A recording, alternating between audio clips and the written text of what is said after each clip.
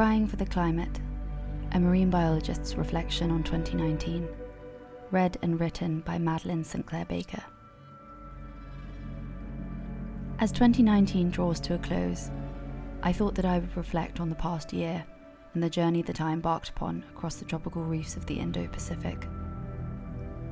As it turned out, not only was my journey to be a physical one, but as I later discovered, one of an emotional nature.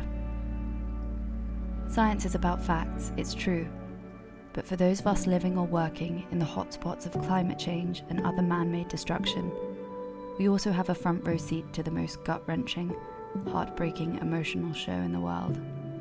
The kind that you want to stop watching, but you can't quite seem to tear your eyes from. It's not easy to watch, and sometimes even less easy to stomach. Too often, it engenders a weary type of hopelessness, the kind that makes you lurch from wanting to save the planet to crawling under a rock. It consumes your life. I began the year with a hopeful heart in a remote corner of Indonesia, the stunning hub of coral reef diversity and an area thriving with marine life. An archipelago of over 1,500 islands, cays and shoals in West Papua, Raja Ampat is a place of magic. In our search for the most pristine coral, we sought to be as far from the tourist track as possible, and thus found ourselves on a remote island of the far north, in a traditional wooden hut atop the water, which of course meant no running water, electricity or cell service. But the lack of amenities was soon forgotten in the beauty of the surrounding world. Waters of enchanting blue, thickly jungled islands filled with screeching birds of paradise, often so loud that we couldn't sleep, and corals so beautiful that filled my heart with hope. The Raja Ampat archipelago is home to the most diverse coral reef in the entire world, and God, we could see why. Rich in soft coral, hard coral, coral species I didn't recognize, and fish I couldn't even name. It was pristine in places, for sure. But the more we travelled around, I was surprised also to find what once was surely an ocean paradise, marred in places by the telltale hands of human activity, dynamite fishing, bleaching, irresponsible tourism. By June, I found myself in Borneo, waiting for a car to drive us to the coast, to the lesser-known but still vibrant reefs of Derawan and Sangalaki, where I was to spend 2 months working as a coral reef ecology lecturer. We had fallen asleep on the plane, so perhaps were a little underprepared for the ensuing drive, and what I have now come to describe as the most horrific car journey of my life. For a little over 3 hours, we drove through the rainforest, or should I say, lack thereof.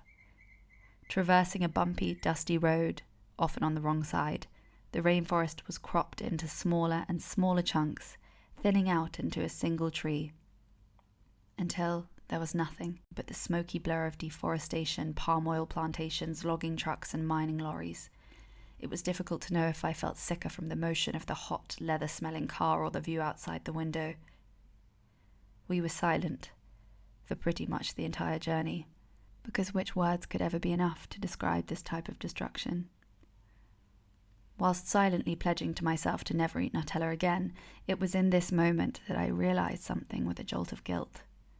I've spent my adult life investing most of my energy into raising awareness about the challenges facing the ocean, so much so that I had almost trivialised other terrestrial environmental catastrophes in my mind.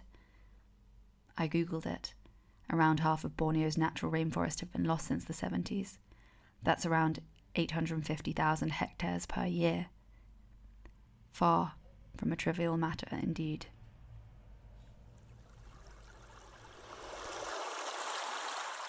Come September, things went from bad to worse when I visited the Maldives to work with Manta Trust. From the skies, Bar Atoll was a dreamy paradise, speckled with lagoons and sandy islands and the site of the largest known aggregation of manta rays in the world. I'd also seen the brochures. The coral was supposed to be insane. But from the second I plunged my face into the water, I was shocked. Truly shocked.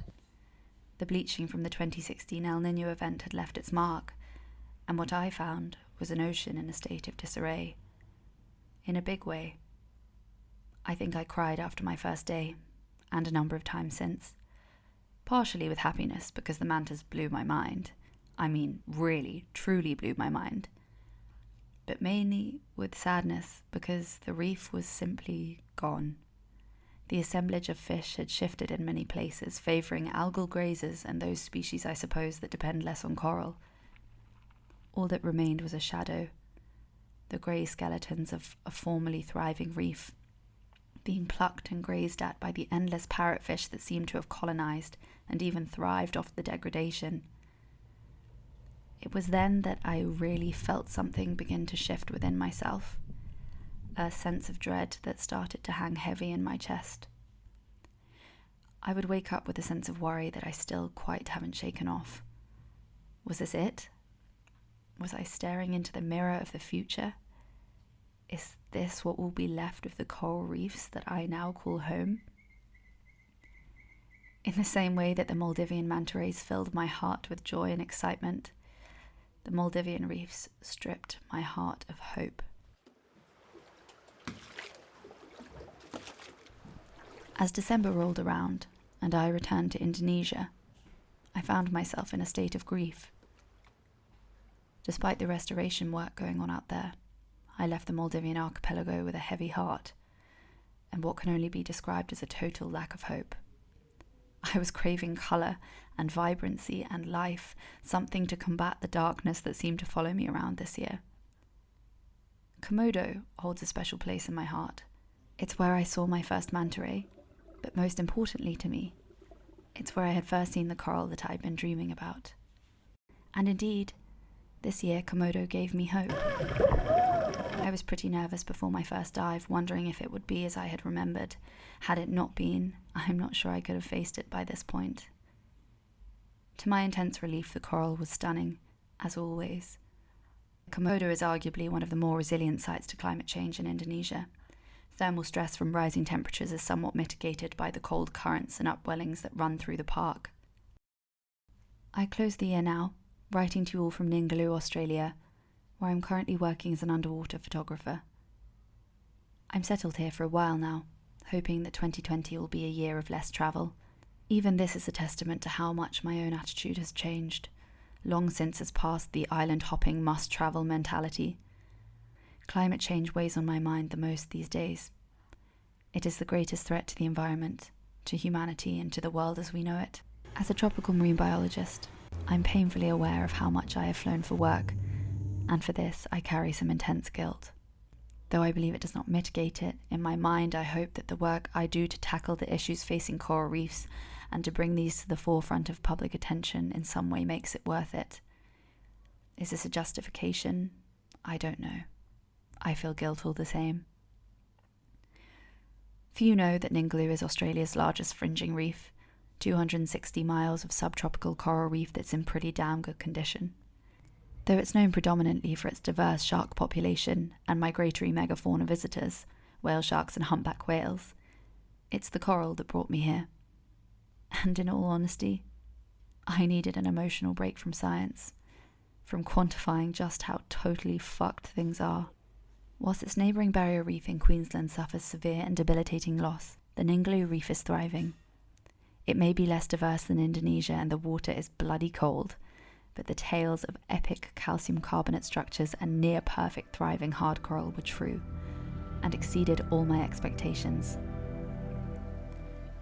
Like Komodo, these cooler waters may protect Ningaloo and create another pocket of resistance to climate change. This is a small but comforting thought, and as 2019 comes to an end, I find the emotional rollercoaster begin to settle somewhere between total fucking despair and hope. As scientists, this past decade we've been made more aware than ever that we are living not only through climate change but total climate catastrophe. Despite the knowledge we've accrued, society has managed to continually rinse our oceans, disastrously robbing them of life and in turn robbing ourselves of a future. Most have the luxury of turning off the news when it gets too dark. But for those of us that can't, to face this every day is tough. It seemed fitting that a letter was published in the latter half of this year by leading researchers, one of whom my former university tutor, about the emotional burden experienced by the scientific community in response to the ecological crisis. For some, this was difficult to understand, but for me, this letter was a powerful and much-needed blessing to grieve the endless death and destruction that became my life. I'll leave you with a quote from the letter. The pervasive illusion that scientists must be dispassionate observers is dangerously misguided. Environmental scientists must be allowed to cry.